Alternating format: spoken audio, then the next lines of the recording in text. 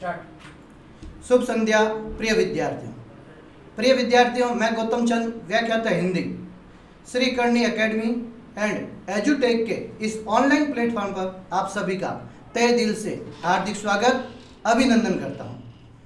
प्रिय विद्यार्थियों, हम कक्षा 10 के पाठ्यक्रम अनुसार आरबीएसई के सिलेबस के अनुसार पाठ्यक्रम पढ़ रहे हैं और हिंदी व्याकरण के अंतर्गत एक प्रकरण पढ़ा हमने क्रिया से जुड़ा हुआ दूसरा प्रकरण क्या शुरुआत कर रहे हैं, जिसका नाम है विशेषण। प्रिय विद्यार्थियों, व्याकरण के अंतर्गत क्रिया या विशेषण से 2 नंबर का प्रश्न किया जाता है। या तो क्रिया से प्रश्न किया गया आज तक या फिर विशेषण से। हो सकता है आपकी बात एक दोनों से एक नंबर का प्रश्न बने, हो सकता है या क्रिया से आए या फिर विशेषण से आए। तो अपन को दोनों ही ये प्रकरण है वो पूरे पढ़ने हैं। और पहला प्रकरण हमने पढ़ा था क्रिया, दूसरे प्रकरण की आज शुरुआत करते हैं जिसका नाम है विशेषण। क्या है विशेषण, किसे कहते हैं, कितने प्रकार के होते हैं और किस प्रकार के प्रश्न पूछे जाते हैं, उन सभी पर अपन बातचीत करते हैं। प्रिय विद्यार्थियों, आप इस डिजिटल प्लेटफॉर्म से जुड़े रहें और अपने ज्ञान में 4 चांद लगाएं, अपने ज्ञान में वृद्धि करें तथा इसका आनंद प्राप्त करें। तो शुरू करते हैं आज के टॉपिक की, जिसका नाम है विशेषण। किसे कहते हैं विशेषण? परिभाषा देखिए, संज्ञा या सर्वनाम शब्दों की विशेषता बताने वाले शब्दों को विशेषण कहते हैं। क्या परिभाषा हुई? वे शब्द जो संज्ञा या सर्वनाम शब्द है। पहले भी बात की थी हमने संज्ञा और सर्वनाम शब्द की। संज्ञा शब्द वे होते हैं जो व्यक्ति, वस्तु, स्थान आदि के नाम का बोध कराते हैं, उन्हें अपन क्या कहते हैं? संज्ञा कहते हैं। और संज्ञा के स्थान पर जो शब्द प्रयुक्त होते हैं उन्हें सर्वनाम कहते हैं। तो जो शब्द संज्ञा या सर्वनाम शब्दों की क्या बताएं, विशेषता बताएं, उन्हें विशेषण कहते हैं। उदाहरण देखिए, उदाहरण लिखा हुआ दुबला आदमी। देखिए यहाँ पे जो दुबला आदमी शब्द है, यहाँ आदमी की विशेषता, यह आदमी शब्द है, संज्ञा शब्द है। और संज्ञा के अंतर्गत बात करूं तो जातिवाचक है। आदमी कहते कोई भी आदमी हो सकता है, उसकी पूरी जाति का बोध होता है। तो यहाँ पर आदमी की क्या विशेषता बताई जा रही है, वो क्या है? दुबला है। आदमी क्या है? दुबला। तो यहाँ दुबला शब्द है वो उसकी विशेषता बता रहा है, ये दुबला शब्द हो गया विशेषण। दूसरा उदाहरण देखिए, नीला आकाश। आकाश शब्द है वो संज्ञा शब्द है और उसकी क्या विशेषता बताई जा रही है? नीला, उसका रंग बताया जा रहा है ना। तो आकाश की विशेषता बताई जा रही है नीला। ये नीला शब्द है वो क्या है? विशेषण शब्द है। अगला उदाहरण देखो, कुछ पुस्तकें संख्या संबंधी बातचीत करते हैं अपन। देखिए, कुछ यानी अनिश्चित संख्या बताई जा रही है, परंतु जहां संख्या बताई जाए, ठीक है ना, वो भी एक भाग है किसका? विशेषण का। तो यहाँ पुस्तकों की क्या विशेषता है? कुछ। ये कुछ शब्द आया है, ये भी उसकी विशेषता बता रहा है, इसलिए कुछ शब्द भी किसके अंतर्गत गिने जाते हैं? विशेषण के अंतर्गत गिने जाते हैं। और भी उदाहरण ले सकते हैं। मैंने कहा कमल होशियार लड़का है। कमल होशियार लड़का है। अब बताइए किसकी विशेषता बता रहे अपन? कमल की। और उसकी विशेषता क्या बताई? होशियार। ये होशियार शब्द क्या है? विशेषण है। तो प्रिय विद्यार्थियों, वे शब्द जो संज्ञा या सर्वनाम शब्दों की क्या बताते हैं? विशेषता बताते हैं, उन्हें क्या कहते हैं? विशेषण कहते हैं। दूसरी बात करते हैं विशेष्य। क्या है विशेष्य? देखिए विशेष्य की परिभाषा, जिन संज्ञा या सर्वनाम शब्दों की विशेषता बताई जाती है उन्हें विशेष्य कहते हैं। पुनः सुने, जिन संज्ञा या सर्वनाम शब्दों की विशेषता बताई जाती है उन्हें विशेष्य कहते हैं। अभी हमने बात की थी कि दुबला शब्द है, नीला है, कुछ है, ये क्या? विशेषण है। परंतु ये विशेषण शब्द है ना, किसी न किसी संज्ञा या सर्वनाम शब्दों की क्या बता रहे हैं? विशेषता बता रहे हैं। तो किन शब्दों की विशेषता बता रहे हैं? जिन शब्दों की विशेषता बता रहे हैं वे शब्द क्या है? विशेष्य हैं। जैसे देखिए उदाहरण, दुबला आदमी। अब बताइए, दुबला तो उसका विशेषण है, परंतु विशेषता बताई किसकी जा रही है? आदमी की। यह आदमी शब्द क्या है? विशेष्य है। नीला आकाश, ठीक है ना। अब देखिए, नीला शब्द है वो उसकी विशेषता है, परंतु ये विशेषता बताई किसकी जा रही है? ये विशेषता आकाश शब्द की बताई जा रही है। और ये आकाश शब्द क्या कहलाता है? विशेष्य कहलाता है। कुछ पुस्तकें। अब कुछ शब्द जो विशेषण है वो किसके लिए प्रयुक्त हुआ है? पुस्तकों के लिए। तो ये पुस्तकें शब्द क्या है? विशेष्य है। प्रश्न सीधे एक वाक्य दे दिया जाए और किसी भी शब्द के नीचे अधोरेखा यानी अंडरलाइन करके पूछा जाए कि इसमें क्या है, विशेषण है या विशेष्य, या उपयुक्त वाक्य में से विशेषण और विशेष्य को अलग लिख करके परिभाषा सहित समझाइए। जैसे मैंने कहा सीता एक पवित्र नारी थी। एक उदाहरण लिखा मैंने, देखिए सीता एक पवित्र नारी थी।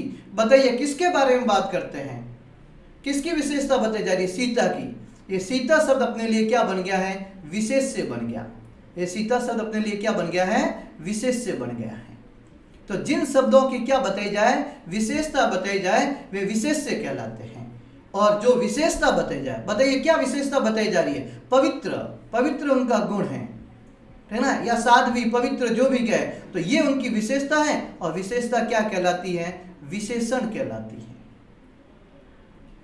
क्या कहलाती है, विशेषण। तो देखिए उस उदाहरण के माध्यम से अपन कहते हैं जिन शब्दों की विशेषता बताई जाए वो तो विशेष्य, और जो विशेषता बताई जाए, जो विशेषता बताई जाए वो विशेषण कहलाता है।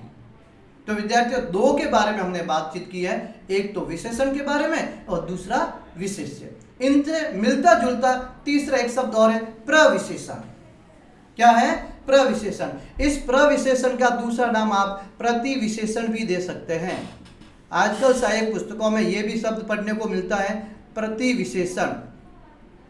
तो दोनों शब्दों की अपन जानकारी रखें साथ में, प्रविशेषण और प्रतिविशेषण एक ही है। किसे कहते हैं, प्रविशेषण या प्रतिविशेषण। परिभाषा देखिए, वे शब्द जो विशेषण की भी विशेषता बताते हैं उन्हें प्रविशेषण कहते हैं। अभी हमने विशेषण के बारे में पढ़ा कि वे शब्द जो संज्ञा या सर्वनाम शब्दों की विशेषता बताते हैं विशेषण कहलाते हैं, परंतु विशेषण की भी विशेषता बताने वाले शब्द क्या कहलाते हैं, प्रविशेषण। देखिए अभी हमने बात की थी, बहुत सारे उदाहरण लिए थे, ठीक है ना। उनके आगे विशेषण के पहले भी शब्द लग जाएं जो उसकी और विशेषता बताएं, वो प्रविशेषण के अंतर्गत गिने जाएंगे। उदाहरण देखिए, सीता से अधिक साध्वी स्त्री नहीं सुनी गई है। अब देखो यहां पर मैं आपको तीनों चीजें एक साथ क्लियर कर रहा हूं, विशेषण, विशेष्य और प्रविशेषण, ठीक है ना। देखिए विशेषता किसकी बताई जा रही है, सीता की। बताइए सीता शब्द क्या बन गया, विशेष्य बन गया। सीता क्या है, विशेष्य। सीता की क्या विशेषता बताई जा रही है, साध्वी, ठीक है ना, साध्वी यानी पवित्र। और ये साध्वी उनका गुण है, और गुण किसके अंतर्गत आता है, विशेषण के अंतर्गत गिना जाता है। तो साध्वी शब्द क्या हो गया, विशेषण। बताइए कितनी साध्वी, अधिक, लेकिन ना सीता से अधिक साध्वी, या ऐसा लिखते हैं सीता से साध्वी स्त्री नहीं सुनी है, तो सीधा होता है यहाँ विशेषण और विशेष्य, परंतु ये अधिक है, वो उसके विशेषण की भी विशेषता है। तो साध्वी तो कितनी साध्वी, अधिक। यहाँ अधिक जो शब्द है वो किसके बारे में अपन को बता रहा है, प्रविशेषण के बारे में जानकारी दे रहा है। तो वे शब्द जो विशेषण की भी क्या बताते हैं, विशेषता बताते हैं, क्या कहलाते हैं, प्रविशेषण। दूसरा उदाहरण देखो, एकदम पत्थर जैसा भारी हो गया। देखो भारी क्या है, गुण, विशेषण है। ये जो भारी शब्द है वो क्या है, विशेषण है, परंतु भारी कितना, पत्थर जैसा, यानी बहुत भारी जिसे अपन कह सकते हैं। तो बहुत है, पत्थर जैसा, ठीक है ना। ये सब अपन को क्या, किसकी ओर संकेत करते हैं, प्रविशेषण की ओर संकेत करते हैं। तो विद्यार्थियों हमने विशेषण के अंतर्गत तीन मुख्य परिभाषाएं पढ़ी, एक बार पुनः सुन ले उनको। पहले हमने पढ़ा विशेषण के बारे में कि वे शब्द जो संज्ञा या सर्वनाम शब्दों की विशेषता बताते हैं विशेषण कहलाते हैं। दूसरे शब्द पढ़ा हमने विशेष्य, जिन संज्ञा या सर्वनाम शब्दों की विशेषता बताई जाए उसे विशेष्य कहते हैं। और तीसरा अपना बिंदु था प्रविशेषण, या उसे कहते हैं प्रतिविशेषण। वे शब्द जो विशेषण की भी विशेषता बताते हैं उन्हें क्या कहते हैं, प्रविशेषण कहते हैं। तो परीक्षा के अंदर कोई भी वाक्य देखकर उसके नीचे अंडरलाइन, अधोरेखा खींचकर पूछा जा सकता है कि उपयुक्त वाक्य में क्या है, विशेषण, विशेष्य या प्रविशेषण। तो इन तीनों के बारे में जानकारी होनी और तीनों की परिभाषा अच्छे से याद होनी चाहिए। देखिए विद्यार्थियों, हम उत्तम से उत्तम प्रकार की शिक्षा देने की कोशिश कर रहे हैं और दे रहे हैं। हम अपने अध्यापन में किसी प्रकार की कोई कमी नहीं रख रहे हैं। आशा करता हूँ आपको अच्छे से समझ में आता होगा। आप अपने ज्ञान की वृद्धि के लिए और अपने बोर्ड परीक्षा की तैयारी के लिए अधिक से अधिक वीडियो को देखें, लाइक करें, शेयर करें, सब्सक्राइब करें, अपने मित्रों को बताएं, ताकि हर किसी को इसका फायदा मिल सके और वो भी अपने ज्ञान में वृद्धि कर सके। आगे बढ़ते हैं विशेषण के प्रकार। विशेषण के मुख्यतः 5 प्रकार माने गए हैं। कुल कितने हैं? 5। कौन कौन से देखिए। नंबर 1 गुणवाचक विशेषण, दूसरा है संख्यावाचक विशेषण, नंबर 3 परिमाणवाचक विशेषण, चौथा है सार्वनामिक या संकेतवाचक विशेषण और 5वां अंतिम है व्यक्तिवाचक विशेषण। सब अपने नाम के अनुकूल अपनी विशेषताएं बताते हैं। एक एक के बारे में अपन विस्तार से पढ़ेंगे कि कौन से विशेषण की क्या विशेषता है और क्या उनकी परिभाषा है, उदाहरण सहित अपन जानेंगे। पहला अपन पढ़ते हैं गुणवाचक विशेषण। देखिए ऐसे नाम से ही है गुण, जिनके अंदर गुण भरे हुए हो, जो गुण संबंधी विशेषता बताए। परंतु यहाँ पर अपन केवल गुण शब्द से नहीं ले सकते हैं, गुण के साथ और बहुत सारे शब्दों का ध्यान अपन को रखना पड़ेगा। देखिए परिभाषा, वे शब्द जो किसी संज्ञा या सर्वनाम के गुण, दोष, रूप, रंग, आकार, स्वभाव, दशा आदि संबंधी विशेषता बताते हैं, उन्हें क्या कहते हैं? गुणवाचक विशेषण कहते हैं। अर्थात जो संज्ञा या सर्वनाम शब्द वाक्य में है, उसके गुण के बारे में, दोष के बारे में, उसके रंग रूप के बारे में, उसके आकार के बारे में, उसके स्वभाव, दशा आदि संबंधी जो भी विशेषताएं बताई जाती है, वो सब किसके अंतर्गत गिनी जाती है? गुणवाचक विशेषण के अंतर्गत गिनी जाती है। उदाहरण देखिए, श्याम एक उदार व्यक्ति है। उदार यानी भला आदमी, नियमों पे चलने वाला, ठीक है ना। तो श्याम की कैसी विशेषता है? वो उदार है, भला व्यक्ति है। तो ये क्या उसका गुण है? क्या ये उसका गुण दे रखा है? कमलेश पढ़ने में होशियार है। ये कमलेश की क्या विशेषता है? गुण है, पढ़ने में होशियार। मैं कह देता कि कमला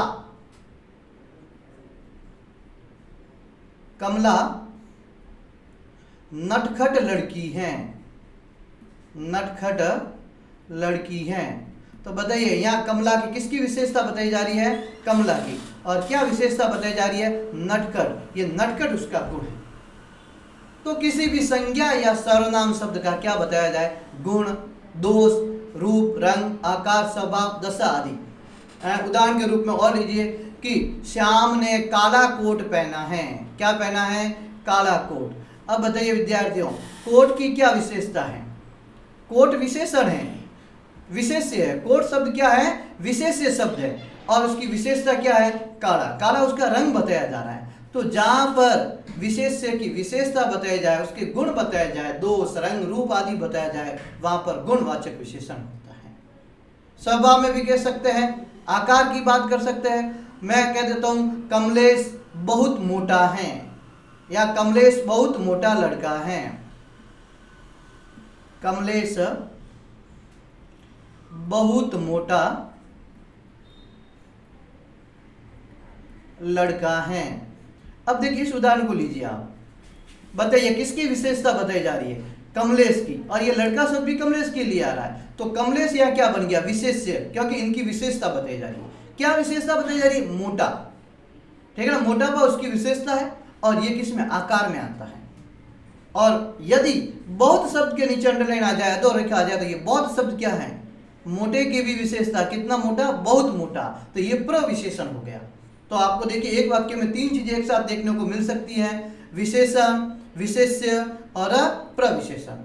तो जिन शब्दों से किसी संज्ञा या सर्वनाम के गुण, दोष, रूप, रंग, आकार, स्वभाव, दशा, दिशा आदि का बोध हो, वे सब किसके अंतर्गत गिने जाएंगे? गुणवाचक विशेषण के अंतर्गत गिने जाएंगे।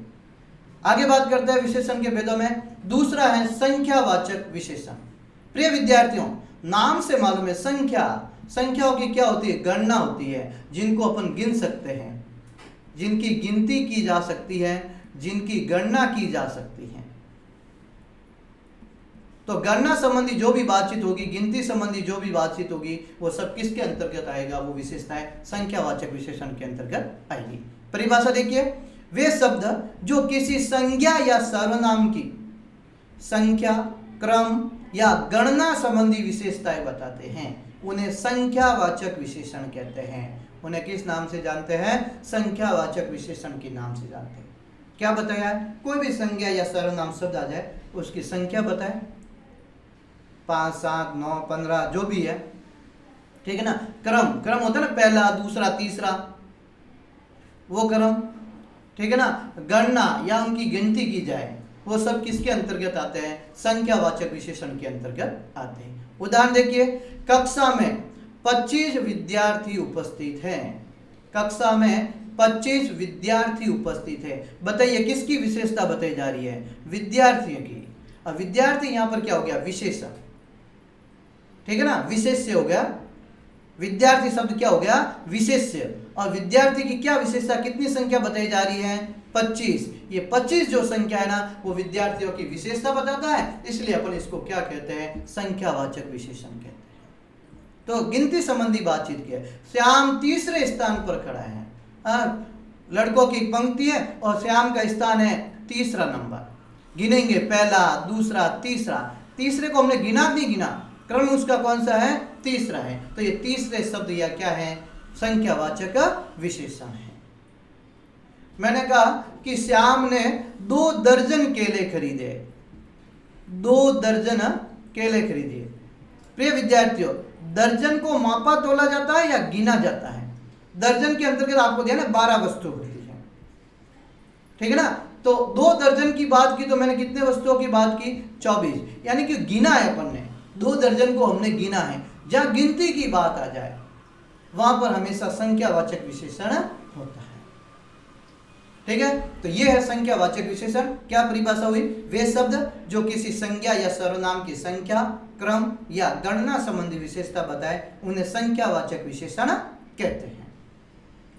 संख्यावाचक विशेषण है उनको पुनः 2 उपभेदों में बांटा गया है, अर्थात इसके भी कितने भाग हैं? 2 भाग हैं। कौन कौन से? निश्चित संख्यावाची विशेषण और दूसरा है अनिश्चित संख्यावाची विशेषण। विद्यार्थियों, नाम से विदित है, निश्चित यानी संख्या फिक्स दी होगी, निश्चित दी होगी।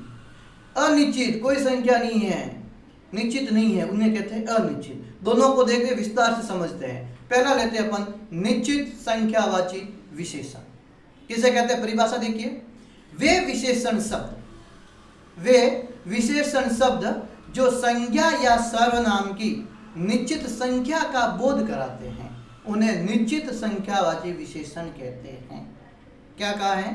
कि वे विशेषण शब्द जो कोई संज्ञा या सर्वनाम शब्द हो उनकी निश्चित संख्या का बोध कराते हैं। ध्यान रखना, शब्द पे गौर करें। निश्चित संख्या के बारे में बताए वही निश्चित संख्यावाची विशेषण के अंतर्गत गिने जाते हैं। उदाहरण देखिए, 5 आदमी, आदमियों को गिना जा सकता है, 5 एक निश्चित संख्या दे रखी। तीसरा मकान, मकानों को गिना जा सकता है, क्रम में उसका क्या भाग है? तीसरा। तो तीसरा शब्द क्या? एक निश्चित है। दोनों पैर यानी 2 पैर, दोनों को निश्चित, इनको अपन गिन सकते हैं। 50 छात्र, छात्रों को गिना जा सकता है 50। तो जिनको गिना जा सकता है आसानी से, निश्चित जिनकी संख्या दे रखी हो, वो निश्चित संख्यावाची के अंतर्गत आते हैं। बहुत सारे और उदाहरण हैं जो निश्चित के अंतर्गत, ठीक है ना। अब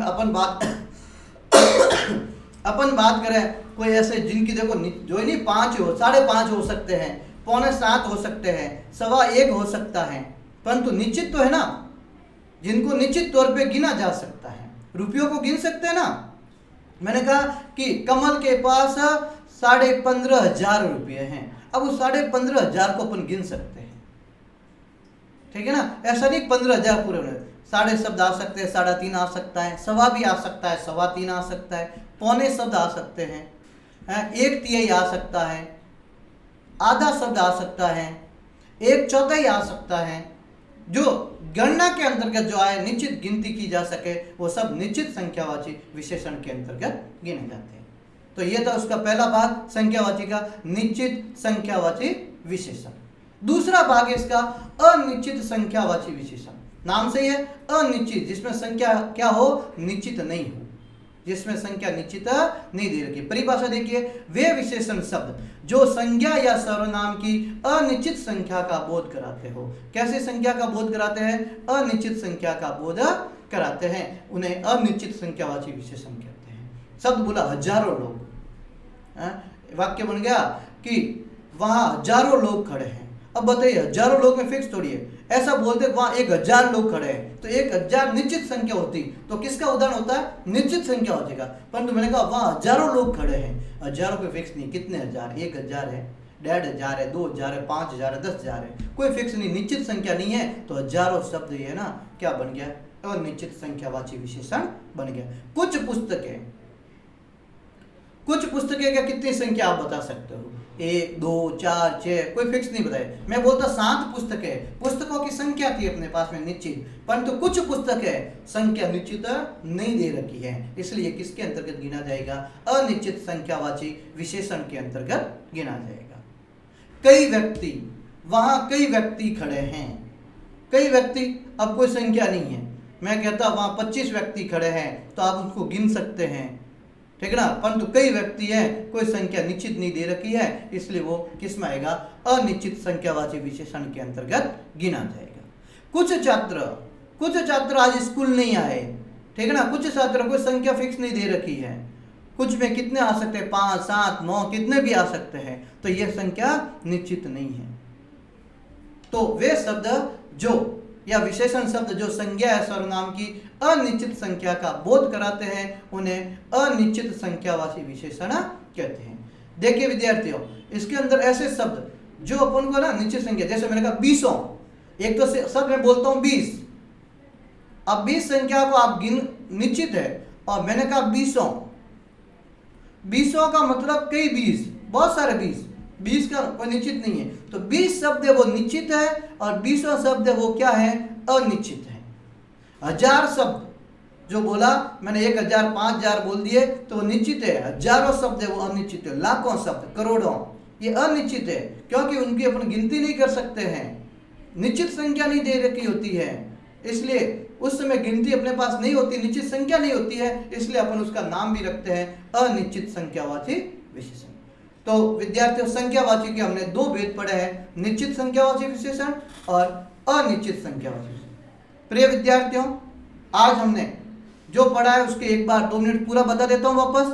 हमने विशेषण की परिभाषा पढ़ी, विशेष्य के बारे में पढ़ा और प्रविशेषण के बारे में पढ़ा। इसके अलावा हमने बात की है विशेषण के भेदों की, विशेषण के 5 भेदों की बात की, जिसमें पहले हमने बात की गुणवाचक विशेषण, दूसरा संख्यावाची विशेषण, तीसरा परिमाणवाचक विशेषण, चौथा सार्वनामिक या संकेतवाचक विशेषण और नंबर 5 व्यक्तिवाचक विशेषण।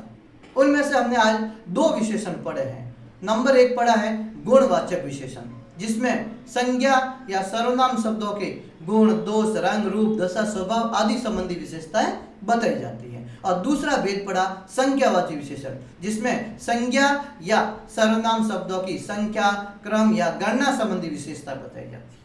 और उनके भी 2 भेद पढ़े हमने, निश्चित और अनिश्चित संख्यावाची विशेषण। तो प्रिय विद्यार्थियों, आज हम यहीं तक ही पढ़ेंगे। आप सभी से निवेदन है कि इस ऑनलाइन क्लास को आप ज़्यादा से ज़्यादा लाइक करें, सब्सक्राइब करें और शेयर करें। धन्यवाद।